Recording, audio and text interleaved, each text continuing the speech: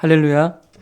주일 예배를 통해서 하나님의 말씀을 우리 성도님들과 나눌 수 있게 하신 하나님께 감사와 영광을 올려드립니다. 바라기는 이 부족한 사람은 철저히 가리워지고 오직 하나님의 말씀만이 기억되고 새겨지는 그런 귀한 은혜의 시간 되기를 주님의 이름으로 축복합니다. 저는 작년 10월 첫 주부터 호세아서를 본문으로 삼아서 수요 예배 때에 우리 성도님들과 함께 말씀을 나누고 있습니다.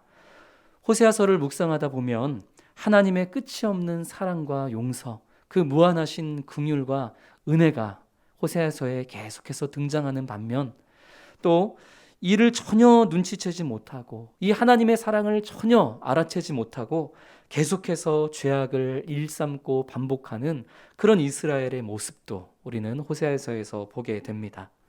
그래서 몇 주 전에 저는 수요 예배 설교 시간을 통해 우리 성도님들께 이렇게 권면드린 바가 있습니다. 영적 눈치를 좀 챙기자. 우리를 현혹시키는 세상의 많은 것들을 우리가 바라볼 때에 좋아 보이는 그것을 전부인 것처럼 여기지 말고 눈에 보이는 현상 그 이면에 숨겨져 있는 죄악이 무엇인지를 눈치채야만 한다는 것입니다. 눈에 보이는 그 현상 그 뒤에 숨겨져 있는 하나님의 경고를 우리는 눈치채야 된다는 것입니다. 눈에 보이는 현상 그 뒤에 가리워져 있는 하나님의 마음, 그 하나님의 애끓는 심정, 하나님의 뜻을 우리는 발견해낼 수 있는 영적인 눈치를 좀 챙겨야 된다는 그런 말씀이었습니다. 무언가를 빠르게 그리고 제대로 파악해내는 이런 눈치, 이런 센스는 우리 신앙생활에 있어서도 참 중요할 뿐더러 우리 사회생활에 있어서도 중요한 요소입니다. 그런데 안타깝게도 저 개인적으로는 이런 눈치와 센스가 좀 떨어지는 편입니다. 어렸을 적부터 제 주변에 있는 어떤 변화들을 빨리 캐치해내거나 그런 능력이 좀 떨어졌고 또 누군가의 말이나 행동에 담겨져 있는 속뜻을 발견해내는 어떤 그런 센스도 제가 좀 떨어지는 무감각한 편이었습니다. 그러다 보니 저는 지금까지 단 한 번도 저희 아내의 헤어스타일이 변하거나 염색을 하거나 새 옷을 입거나 이런 변화에 대해서 단 한 번도 눈치를 채고 칭찬을 해본 적이 없습니다. 그래서 아내가 몇 번은 이런 제 눈치 없음에 실망하고 서운해하기도 했지만 이제 지금은 워낙 제가 눈치 없는 사람인 걸 아니까 이제 다 내려놓는 이제 그런 수준에 이르린 것이죠. 이렇게 제가 좀 눈치와 센스가 좀 떨어지는 편이라는 것을 저는 어렸을 적부터 알고 있었기 때문에 저는 하나님께 특별히 기도했던 것이 있습니다. 이 부족한 센스 때문에 혹시 미래의 아내를 못 알아보는 그런 실수를 범치 않도록 하나님, 제가 미래의 배우자를 만나게 될 때에 정말 한눈에 그녀를 알아볼 수 있게 해 주십시오. 저는 이 기도를요, 정말 초등학교 5학년, 6학년 때부터 빠짐없이 기도했습니다. 마침내 제가 제 아내를 처음 교회에서 만나게 되었을 때에 저는 이 자매가 정말 특별한 자매라는 확신이 들었습니다. 그래서 이 자매에게 묻지도 않고 그 당시 제가 신학대학원을 다니고 있을 때였는데요. 신학대학교 저와 함께 방을 쓰는 룸메이트에게 이 자매와 한번 잘해보라고 두 사람을 제가 연결시켜 주었던 적이 있습니다. 저는 뭔가 아주 괜찮은 자매였기 때문에 이분에게 아주 적합한 그런 자매가 되리라 그런 쓸데없는 확신을 가지게 됐던 것이죠. 그래서 밤마다 우리 방을 함께 쓰는 전도사님들과 지금의 제 아내죠, 이 자매와 그 전도사님이 하나님 안에서 하나가 될 수 있게 해달라고, 그 자매의 다친 마음이 열리게 해달라고 통성으로 기도하고 그랬던 적이 있습니다. 센스 없는 제가 제 인생의 가장 큰 실수를 범한, 지금 생각해도 가장 아찔한 순간이었죠. 그러나 하나님께서는 그 자매의 마음이 열리지 않도록 꽉 붙잡아 주셨다가 돌고 돌아 또 제게 마음이 열리게 해주셔서 이렇게 됐습니다. 이러저러한 우여곡절을 겪다 보니 제가 이제는 이런 생각까지 하게 되었습니다. 어느 날 문득 예수님이 내 곁에 찾아오셨을 때에 그때 내가 예수님마저도 못 알아보게 된다면 그러면 어쩌지? 이런 생각을 하게 되는 것입니다. 실제로 율법에 정통했었던 바리새인들과 당시의 종교 지도자들은 예수님이 그들 가장 가까이에 찾아오셨음에도 불구하고 그 예수님을 알아채지 못할 뿐더러 그 예수님을 조롱하고 핍박하고 박해하는 자들이 되지 않았습니까? 우리가 너무 잘 알고 있죠.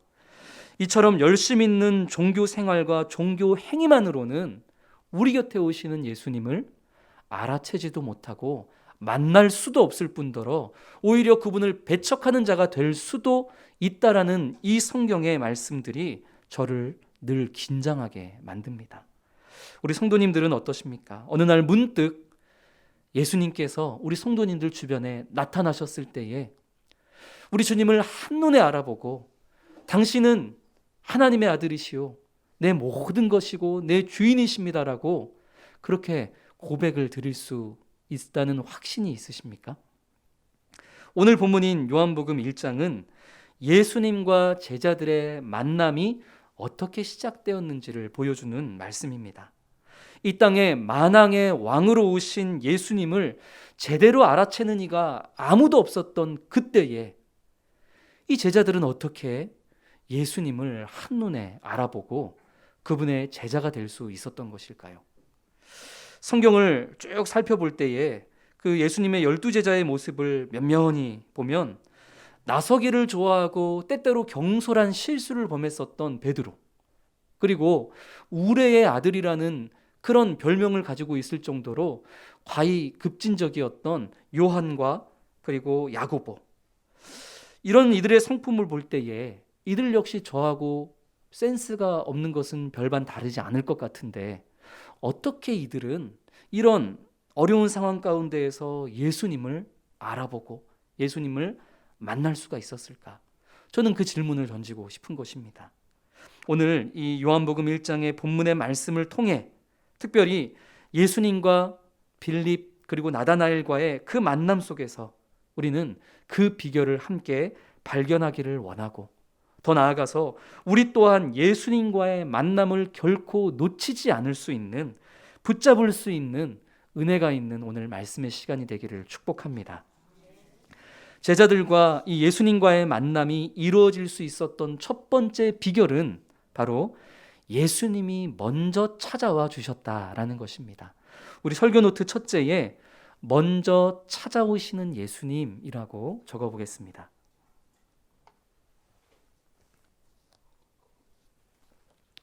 오늘 본문에 앞선 35절부터 42절까지의 말씀에는 베드로와 안드레가 예수님을 만나고 부르심을 받는 장면이 기록되어 있습니다. 그 만남의 시작은 언제나 예수님이었다라는 것을 우리는 확인해 봅니다. 예수님께서 먼저 세례 요한과 함께 있는 안드레의 곁으로 찾아오셨습니다. 뿐만 아니라 예수님께서 먼저 안드레에게 말을 건네시면서 무엇을 구하느냐라고 물으십니다. 또 예수님이 먼저 그 안드레를 향해서 와서 보라 라고 말씀하시며 안드레를 예수님께로, 복음으로 초청하는 것을 우리는 확인해 보는 것입니다.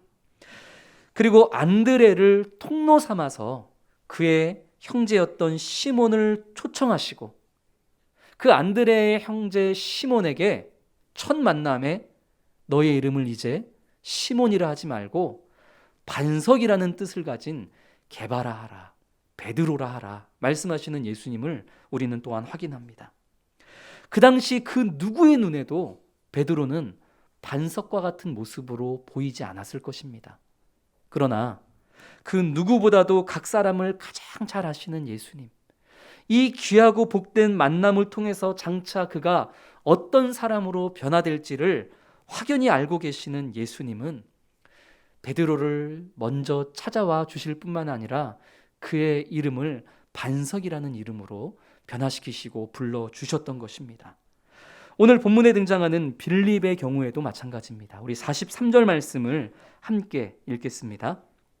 이튿날 예수께서 갈릴리로 나가려 하시다가 빌립을 만나 이르시되 나를 따르라 하시니, 예수님께서 제자 빌립을 만났던 그런 장면인데요. 여기에서 빌립은 아무것도 하고 있지 않습니다. 예수님께서 갈릴리로 떠나시려던 때에 예수님이 먼저 빌립을 찾아오셔서 만나 주셨고, 그리고 예수님이 먼저 빌립에게 말씀하시죠. 뭐라고 말씀하십니까?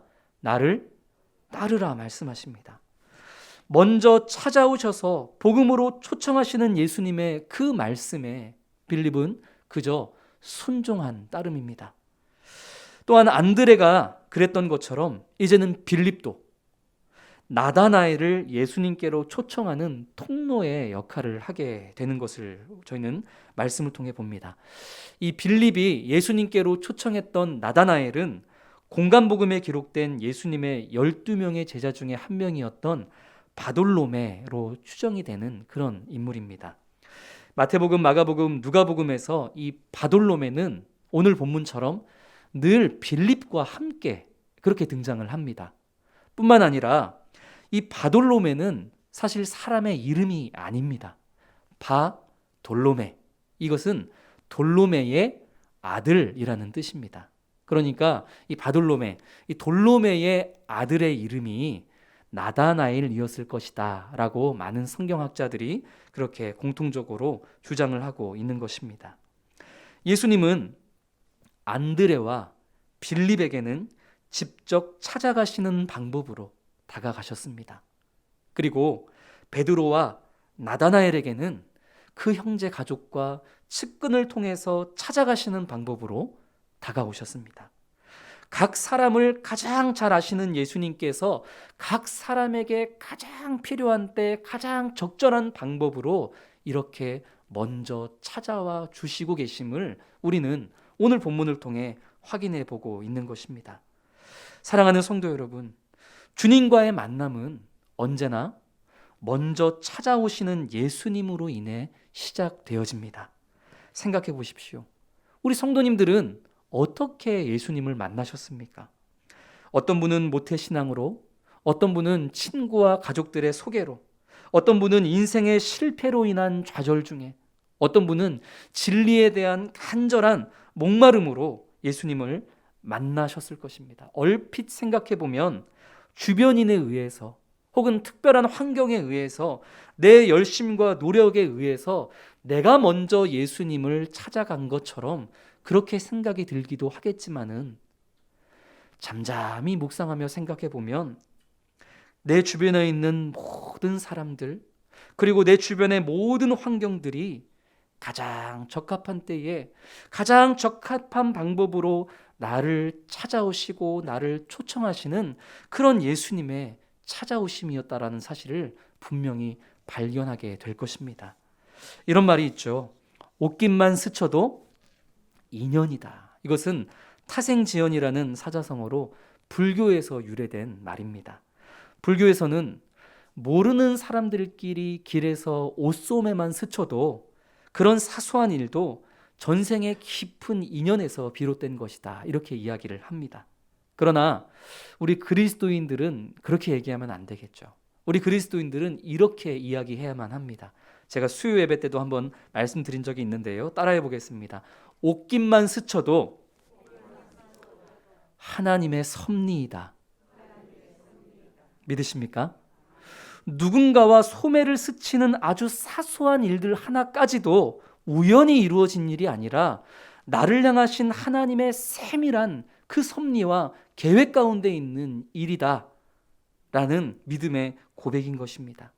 주님이 우리를 가장 적합한 때에 가장 적합한 방법으로 만나시고자 전생이 아니라 창세전부터 세밀한 계획을 세우시고 우리 주변에 있는 환경과 사람들의 마음을 움직이시고 만지셔서 그렇게 딱 필요한 때에 딱 필요한 방법으로 우리를 찾아와 만나 주셨다라는 것입니다. 나와 주님과의 만남은 이처럼 하나님 편에서의 이루 말할 수 없는, 표현할 수 없는 놀라운 은혜의 결과인 것입니다. 이 사실을 깨닫고 고백하는 이들이라면 결코 하나님과의 만남을 가볍게 여길 수가 없습니다. 뿐만 아니라 어떤 어려운 상황과 환경을 만났다 할지라도 위축되어지지 않습니다. 이 세상의 모든 것들을 움직이셔서 나를 만나주시는 그 세밀한 하나님께서 이 어려움과 이 혼탁한 시대, 그리고 이 힘겨운 시간 속에서도 어떤 방법을 거쳐서라도 나를 또 만나 주실 것이라는 그 소망이 있기 때문입니다. 나를 향한 하나님의 더 놀라우신 계획과 더 놀라우신 만지심으로 나를 찾아오시는 주님을 소망하는 바로 그 믿음, 바로 그 믿음으로 날마다 주님과의 만남, 그 은혜를 누리며 살아가는 우리 사랑하는 모든 성도님들이 되기를 주님의 이름으로 축복합니다. 제자들과 예수님과의 그 첫 번째 만남의 비결은 이처럼 나를 먼저 찾아와 주시는 예수님께 있었습니다. 그 두 번째 비결은 와서 보는 것입니다. 우리 설교 노트 두 번째에 와서 보라 이렇게 적어보도록 하겠습니다.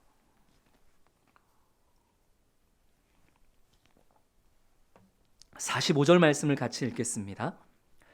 빌립이 나다나엘을 찾아 이르되 모세가 율법에 기록하였고 여러 선지자가 기록한 그 일을 우리가 만났으니 요셉의 아들 나사렛 예수니라. 아멘. 먼저 찾아와 주신 예수님을 만나게 되었던 빌립은 이제 나다나엘을 찾아가서 자기가 만난 예수님을 소개합니다. 그런데 어떻게 소개합니까? 두 가지로 소개하는데요. 첫 번째로는 모세의 율법에 기록되었고 선지자들이 기록한 그 일을 내가 만났다. 이렇게 예수님을 소개하죠. 그이라고만 해도 당시의 모든 유대인들이 누구를 지칭하는지 알 수 있는 바로 그분, 그 메시아, 그리스도를 내가 만났다라고 소개하고 있는 것입니다. 그리고 두 번째로 예수님의 소개를 덧붙이는데요. 뭐라고 소개하죠? 그분은 요셉의 아들 나사렛 예수다. 이렇게 소개를 합니다. 스펄전 목사님은 예수님에 대한 이 빌립의 두 번째 소개는 실수로 가득한 소개다. 이렇게 표현을 하셨습니다. 그 당시 대중들은 빌립이 소개했던 것처럼 예수님을 요셉의 아들로 알고 있었겠지만 사실상 예수님은 요셉의 아들이라기보다는 지극히 높으신 하나님의 아들이시기에 그것은 분명 실수가 있는 소개다. 뿐만 아니라 대중들은 예수님을 빌립의 소개처럼 나사렛 예수라고 알고 있었겠지만 사실상 예수님이 나신 곳은 나사렛이 아니라 베들레헴이기 때문에 이 또한 분명히 실수가 있는 소개였다. 아직 빌립이 예수님을 만나기는 했지만 만난 지 얼마 되지 않았기 때문에, 아직 빌립이 회개한 지 얼마 되지 않았기 때문에 이런 실수로 예수님을 나다나엘에게 소개한 것이다.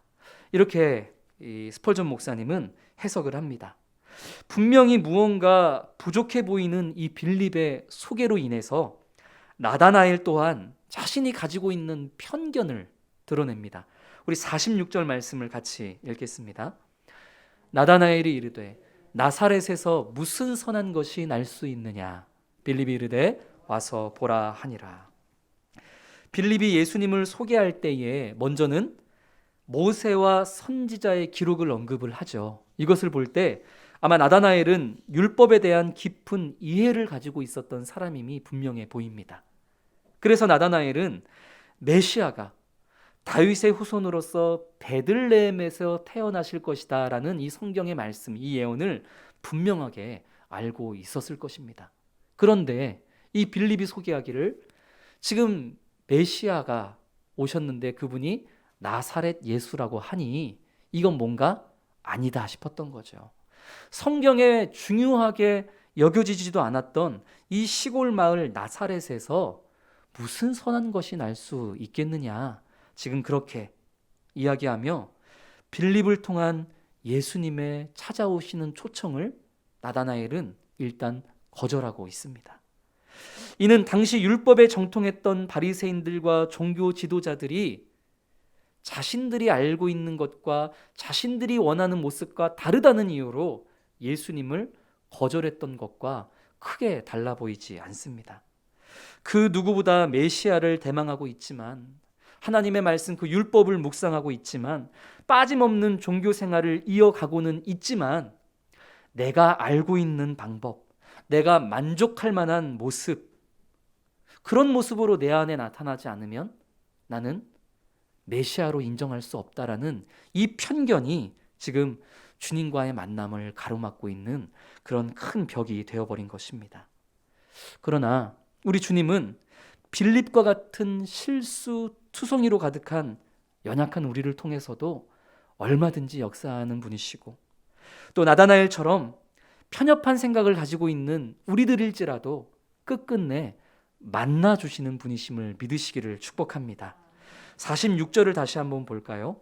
46절 말씀을 보니 이렇게 반신반의하고 애매한 태도를 보이는 나다나엘에게 빌립이 한 방을 날립니다. 뭐라고 이야기합니까? 와서 보라, 이렇게 권면을 하죠. 와서 보라, 이 말은 놀랍게도 앞에 예수님께서 그 베드로의 형제 안드레를 부르실 때에 예수님이 친히 하셨던 말씀입니다.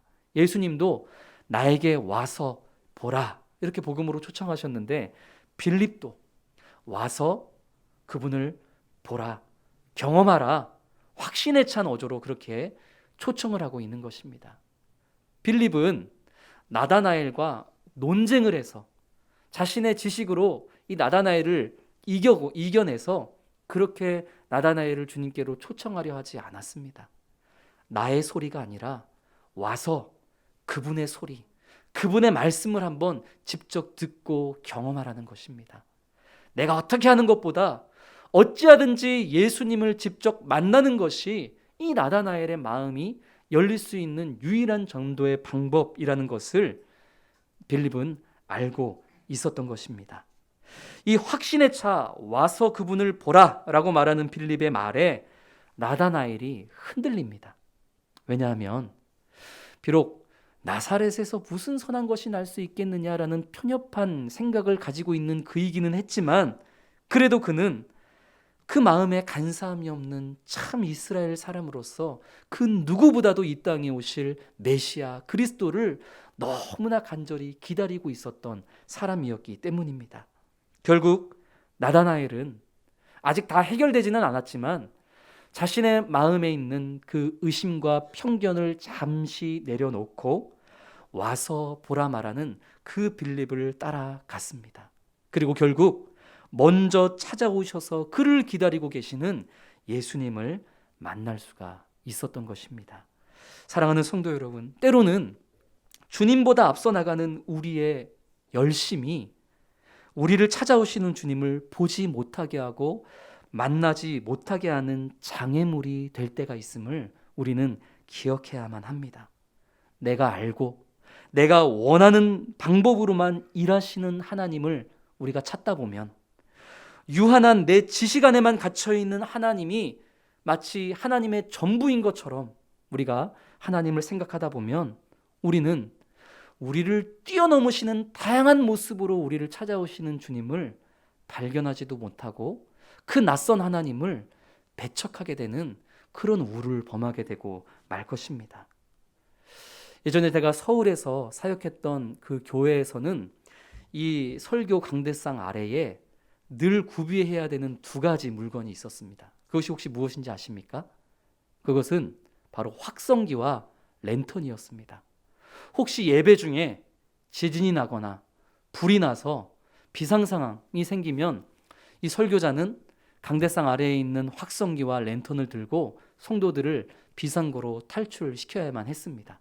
실제로 1년에 한 번, 두 번 모든 예배가 끝나고 다 불을 끄고 특정한 장소에 불이 난 것처럼 연기를 내면서 그 서울에 제가 섬기던 교회는 늘 그렇게 비상 탈출 연습을 하곤을 했습니다. 그때 어떤 이들은 이야기합니다. 이게 무슨 믿음 없는 짓이냐.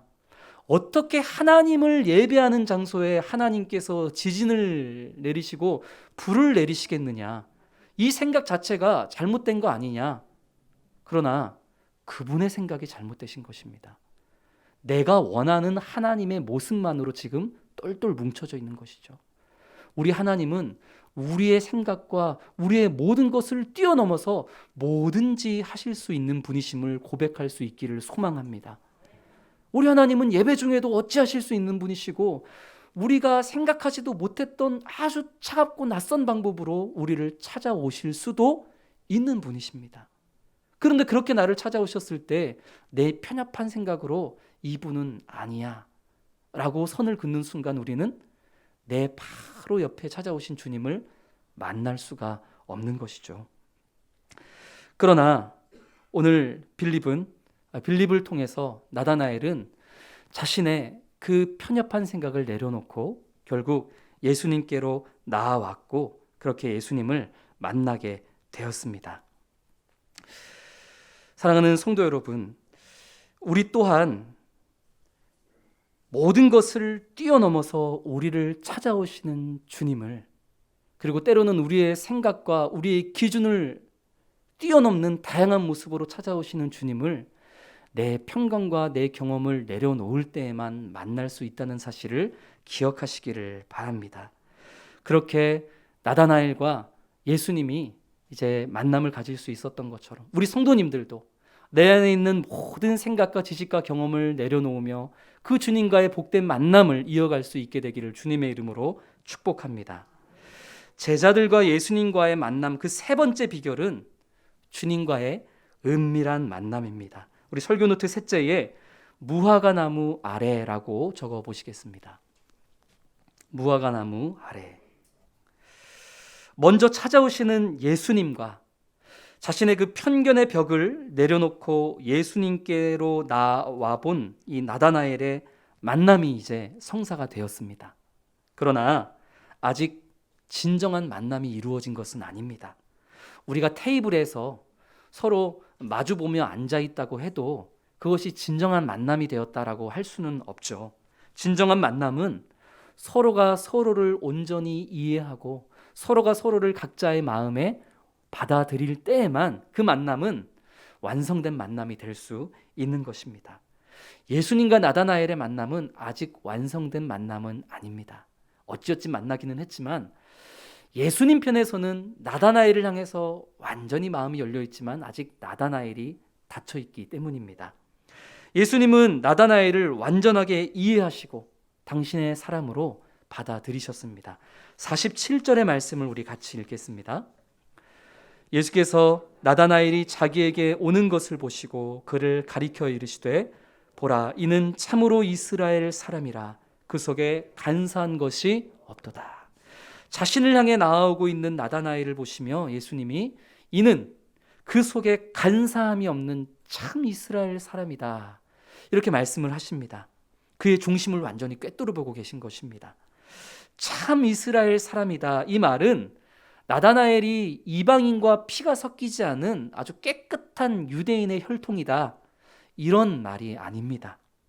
성경에 이 간사함의 대명사로 구약에 등장하는 인물이 누구죠? 야곱이죠. 야곱은 그 이름 자체가 속이는 자, 간사한 자입니다. 그러나 그의 이름이 나중에 무엇으로 바뀝니까? 이스라엘로 바뀌며 하나님의 백성을 대표하는 자가 됩니다.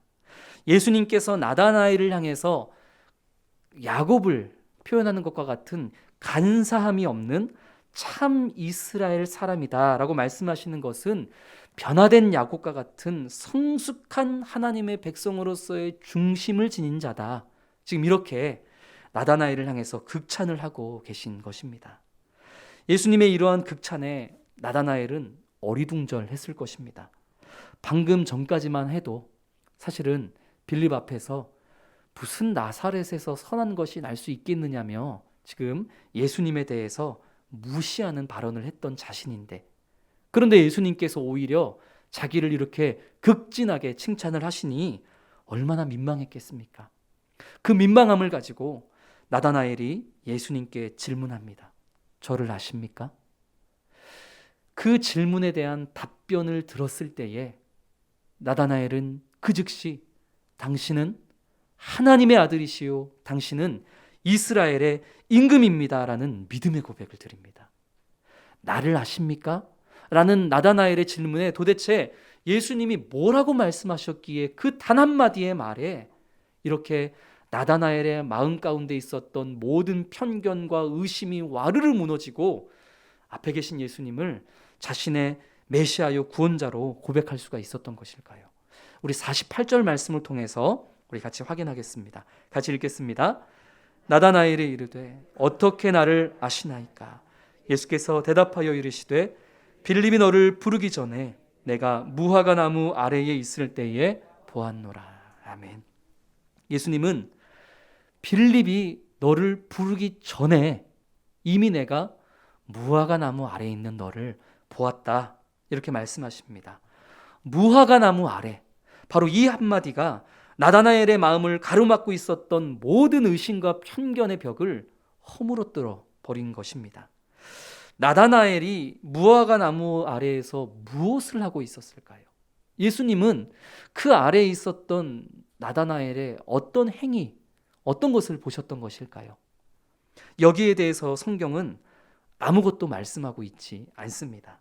다만 분명한 것은 그것이 무엇이었든지 간에 예수님과 나다나엘만이 알고 있는 은밀한 일이 무화과 나무 아래에서 행해졌을 것이다 라는 것은 우리가 합리적으로 생각해 볼 수가 있습니다. 무화과 나무 아래에서 나다나엘은 뭔가 은밀하게 못된 짓을 하고 있었던 것일까요? 그 못된 짓을 하나님께, 예수님께 걸려서 당신은 진짜 하나님의 아들이십니다, 이렇게 고백을 할까요? 만약 그랬다면 예수님께서 나다나엘을 처음 보셨을 때에 이는 간사함이 없는 참 이스라엘 사람이다라는 표현을 하지 않으셨겠죠. 당시 유대인들은 그 중동의 무더운 햇볕을 피해서 무화과 나무 그늘 아래로 들어가 그곳에서 하나님의 말씀을 묵상하고 기도하는 관습이 있었습니다. 이에 비추어 보건대 아마도 나다나엘은 이 무화과 나무 아래에서 하나님의 말씀을 묵상하고 도래할 하나님의 나라를 소망하고 그리고 이 땅에 오실 메시아 그리스도를 간절히 고대하는 가운데에 기도하였을 것입니다. 또 생각해 보건대 그는 무화과 나무 아래에서 하나님 앞에 나아가 은밀하게 아무도 알지 못하는 자신의 허물을 기도로 아뢰며 눈물로 회개했을 것입니다. 무화과 나무 아래는 나다나엘이 하나님과 은밀하게 만나는 장소였고 나다나엘이 하나님 앞에서 가장 솔직해질 수 있는 유일한 시간이었던 것입니다. 그런데 예수님이 이 모든 은밀한 일을 알고 계시니 바로 이분이야말로 내가 무화과 나무 아래에서 만났던 그분, 내가 무화과 나무 아래에서 그렇게 눈물로 기도하며 간절히 소망했던 메시아, 이분이야말로 바로 그분이구나라는 그 고백을 지금 무화과 나무 아래에서 너를 보았다라는 예수님의 이 말씀에 고백하지 않을 수가 없었던 것입니다. 먼저 찾아와 주시는 예수님, 그리고 와서 보라는 그 말씀에 자신의 유한한 지식과 편견을 내려놓고 주님께로 향했던 나다나엘의 그 결단, 무엇보다도 무화과 나무 아래에서의 하나님과의 은밀히 만나는 그 경험으로 말미암아 나다나엘은 예수님과의 진정한 만남의 복을 이룰 수가 있었습니다. 보통 우리가 드라마나 영화를 보면 이렇게 돌고 돌아 만남이 이루어지는 곳으로 그 드라마와 영화는 이제 끝이 나고는 합니다. 그러나 예수님의 관심은 그 만남 너머에 있습니다. 예수님의 관심은 만나는 것도 중요하지만 그 만남이 영원토록 지속되어지는 것에 예수님의 관심이 있음을 늘 기억할 수 있는 우리 성도님 되기를 주님의 이름으로 축복합니다. 한번 따라해 볼까요? 만남은 멈춰서는 안 된다. 우리 이제 이보다 더 큰 일을 보리라 라는 이 말씀으로 우리 순종의 말씀 함께 정리하겠습니다. 참 감동적인 첫 만남이 이루어졌습니다. 그러나 말씀드렸던 것처럼 우리 예수님은 당신의 사람들과의 첫 만남의 감동에만 머물러 있기를, 그 옛날의 추억에만 젖어 살기를 우리 주님은 결코 원하지 않으십니다. 우리 요한복음 1장 50절 51절 같이 읽겠습니다. 예수께서 대답하여 이르시되 내가 너를 무화과 나무 아래에서 보았다 함으로 믿느냐? 이보다 더 큰 일을 보리라. 또 이르시되 진실로 너희에게 이르노니 하늘이 열리고 하나님의 사자들이 인자 위에 오르락 내리락 하는 것을 보리라 하시니라. 아멘. 나다나엘을 향해 하셨던 말씀이 51절에 보니 이제는 너희에게 이르노니, 모든 제자들, 모든 믿는 하나님의 백성들을 향한 말씀으로 확대되어 선포됩니다. 예수님과의 만남이 감격적인 첫 만남으로, 감동적인 과거의 만남으로 멈추어서는 안 된다. 그 말씀을 하시는 것이죠. 날마다 주님과 함께하는 만남의 연속을 살아가는 이들에게는 이보다 더 큰 일을 보게 되는 놀라운 축복이 있을 것이다. 예수님이 말씀하고 있는 것입니다. 야곱이 꿈속에서 사닥다리를 오르내리는 천사들을 보았던 것처럼 예수님과 매일매일 만남의 연속을 갖는 자들은 하나님의 나라와 이 땅이 연결되어서 이 땅의 간구가 예수님을 통해서 올라가고 하늘의 응답이 예수님을 통해서 내려오고 하나님의 나라가 예수님을 통해서 이 땅 가운데에 임하게 되는 이런 놀라운 일들을 과거의 만남에 젖어 사는 자들이 아니라 지금 그리고 앞으로도 매일매일 주님과 만나는 자들은 목도하게 될 것이다라는 놀라운 선포를 예수님께서 지금 하고 계신 것입니다. 사랑하는 성도 여러분, 우리 성도님들은 예수님을 만나셨습니까? 그러나 더 중요한 질문은 지금도 예수님을 만나고 있느냐 하는 것입니다. 우리 주님은 날마다 참 다양한 모습으로 우리를 찾아오시는데 혹 내 안에 있는 그 편협한 지식과 편견으로 나를 찾아오시는 그 다양한 주님을 우리가 발견하지 못하고 그분을 만나지 못한 채 허망한 하루하루를 보내고 있는 그런 우리의 매일은 아닙니까? 그 모든 예수님과의 만남의 장애를 깨뜨릴 수 있는 유일한 길은 바로 무화과 나무 아래로 나아가 주님과 은밀한 만남을 갖는 것입니다. 우리 성도님의 무화과 나무 아래는 어디입니까? 어떤 분에게 나의 무화과 나무 아래는 매일매일의 새벽 기도의 그 시간일 수도 있고 어떤 분의 무화과 나무 아래는 집안에 있는 작은 골방일 수도 있습니다.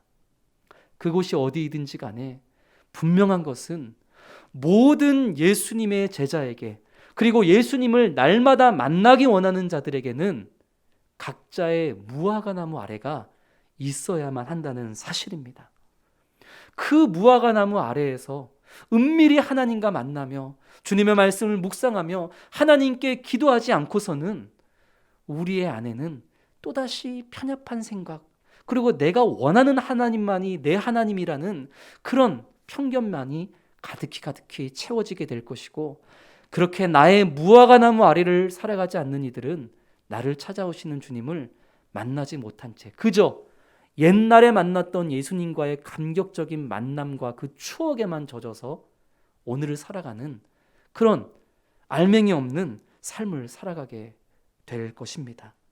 바라기는 우리 사랑하는 성도님들이 각자의 무화과 나무 아래를 찾을 수 있기를 주님의 이름으로 축복합니다.